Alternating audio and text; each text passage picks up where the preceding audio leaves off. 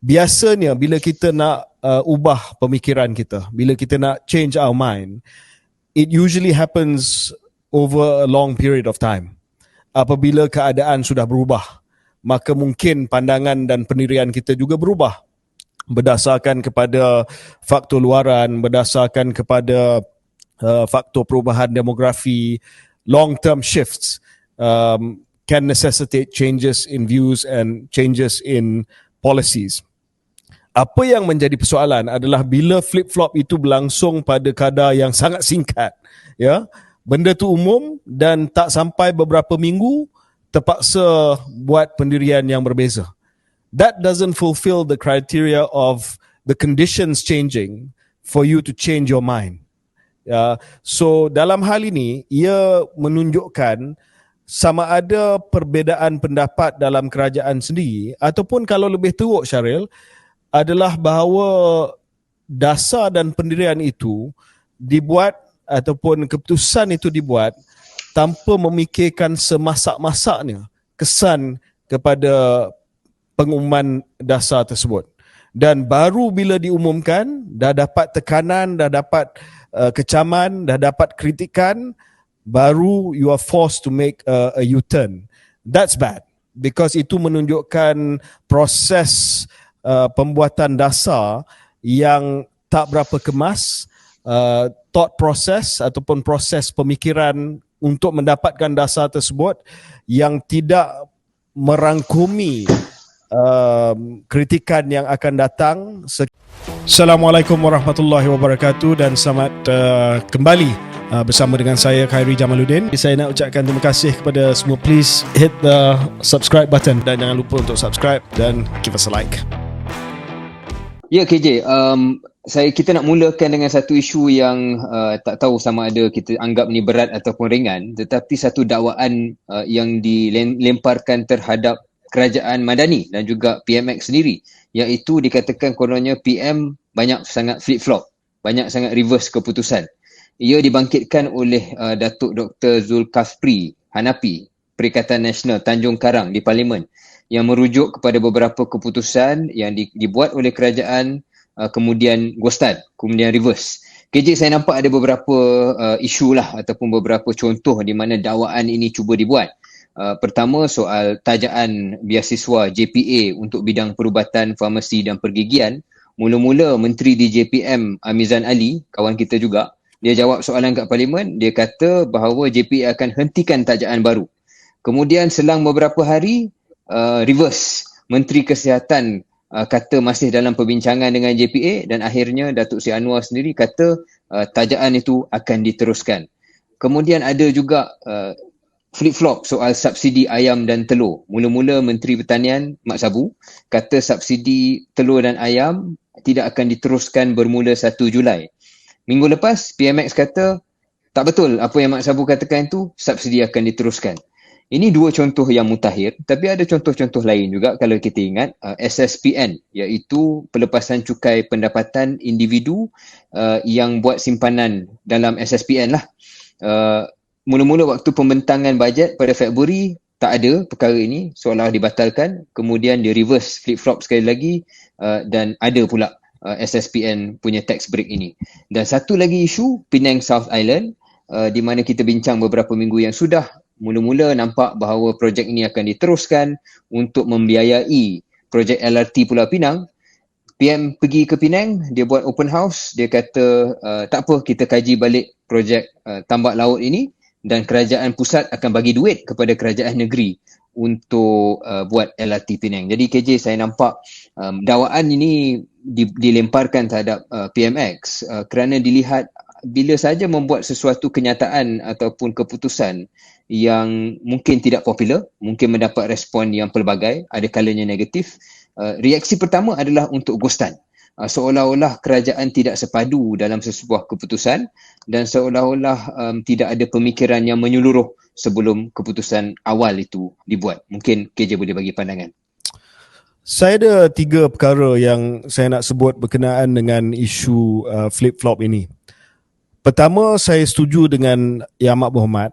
Sekiranya flip-flop itu membawa kepada kebaikan, tak salah untuk kita flip-flop. Jadi bagi apa-apa keputusan, bila keputusan itu dibuat dan diumumkan dan didapati bahawa sekiranya keputusan itu diubah kepada keputusan yang berbeza, boleh membawa kepada kebaikan yang lebih besar kepada rakyat, maka tidak salah untuk kita change our mind. I think that's practical. You are entitled to change your mind in government. Tetapi, dan ini poin kedua saya, biasanya bila kita nak ubah pemikiran kita, bila kita nak change our mind, it usually happens over a long period of time.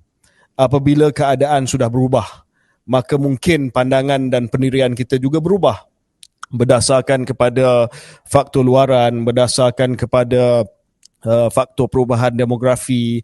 Long-term shifts can necessitate changes in views and changes in policies. Apa yang menjadi persoalan adalah bila flip-flop itu berlangsung pada kadar yang sangat singkat, ya. Benda tu umum dan tak sampai beberapa minggu terpaksa buat pendirian yang berbeza. That doesn't fulfill the criteria of the conditions changing for you to change your mind. So dalam hal ini, ia menunjukkan sama ada perbezaan pendapat dalam kerajaan sendiri ataupun kalau lebih teruk, Syaril, adalah bahawa dasar dan pendirian itu dibuat ataupun keputusan itu dibuat tanpa memikirkan semasak-masaknya kesan kepada pengumuman dasar tersebut. Dan baru bila diumumkan, dah dapat tekanan, dah dapat kecaman, dah dapat kritikan, baru you are forced to make a U-turn. That's bad because itu menunjukkan proses pembuatan dasar yang tak berapa kemas, thought process ataupun proses pemikiran untuk mendapatkan dasar tersebut yang tidak merangkumi kritikan yang akan datang sekiranya keputusan itu dibuat. Dan yang ketiga, Syaril, adalah kesan kepada credibility dan trust. Ini nasib baik flip-flop ni yang Syaril sebutkan tadi, satu berkenaan dengan JPA, satu lagi berkenaan dengan subsidi telur dan ayam. Ini adalah mostly adalah isu dalaman negara kita. What if the flip-flop involved international investors? Kalau sekiranya flip-flop ini melibatkan pelabur antarabangsa, kalau flip-flop ini melibatkan pasaran kewangan dan pasaran modal antarabangsa, maka ia akan mencetuskan krisis kepercayaan dan credibility terhadap kerajaan Malaysia. Jadi tiga perkara tadi Syaril, yang pertamanya tak salah untuk kita ubah pendirian, tapi biasanya itu dibuat setelah peredaran zaman dan apabila the conditions change. Secondly, dalam hal flip-flop ini, ia seolah-olah menunjukkan bahawa thought process ataupun tidak memikirkan soal implikasinya dan terus buat keputusan. Dan ketiga, kalau ini terjadi kepada keputusan yang melibatkan pelabur dan juga pasaran antarabangsa, ia akan merosot kepercayaan dan juga credibility, kepercayaan kepada kerajaan dan credibility kepimpinan negara kita. Saya fikir itu semua ulasan yang baik, KJ, sebagai komen tentang macam mana kita nak memproses ataupun mentafsir apa yang dianggap sebagai flip-flop inilah. Cuma saya ada satu tambahan dimensi KJ, iaitu yang saya gambarkan sedikit dalam persoalan asal saya berkenaan dengan kos. Kerana akan ada banyak, dan kita nak bincang selepas ini juga, barangkali keputusan-keputusan dasar yang mungkin tak popular pada masa yang singkat. Sama ada rasionalisasi subsidi, sama ada soal bantuan-bantuan yang mungkin akan dikurangkan disebabkan prioriti ataupun keutamaan di tempat lain dan sebagainya, ya. Ini adalah 6-7 bulan pertama pentadbiran PMX, iaitu biasanya inilah musim honeymoon ataupun bulan madu pentadbiran yang baru. KJ pun pernah mengulas bahawa kalau nak buat perkara-perkara bold, perkara-perkara berani dan radikal, perlu buat dalam awal penggal, sebelum sesebuah kerajaan ataupun pentadbiran sibuk memikirkan pilihan raya umum seterusnya. kalau dalam musim awal ini pun ada tendensi untuk reverse bila dengar bunyi tak berapa cantik di media sosial ataupun di kalangan rakyat. Adakah keberanian akan muncul selepas PRN ataupun pada tahun 2024 berkenaan dengan keputusan-keputusan berani yang mungkin tak popular yang perlu dibuat? Contoh, saya bagi contoh. Katakanlah satu hari dalam penggal ini, kerajaan kena buat balik GST. Kalau soal subsidi ayam dan telur yang sebelum zaman Mak Yaya Sabri, tak pernah pun dibuat di luar, tak silap saya lagi je, tak pernah pun dibuat di luar musim perayaan. But you still maintain it, walaupun your Menteri Pertanian dah kata cancel. Kalau soal Penang South Island, dah your Chief Minister dah kata sekian-sekian kan, you kata tak apa, tak payah buat Penang South Island tu, I sanggup bagi duit kepada state government. Where are you going to find the money? Dan adakah ini akan membawa kepada satu keadaan di mana reformasi ekonomi yang digembar-gemburkan itu mungkin tak datang? Ya. So saya rasa cukup setakat itu kita kupas berkenaan dengan flip-flop, dengan pandangan Syaril berkenaan dengan implikasi kosnya. Cuma respon saya kepada Syaril, kita bagi peluang sehingga selepas PRN lah. Sebab mungkin selepas PRN akan ada keberanian di pihak kerajaan dan juga Perdana Menteri untuk melaksanakan keputusan-keputusan yang memerlukan a whole bucket loads of courage. Ya, okey.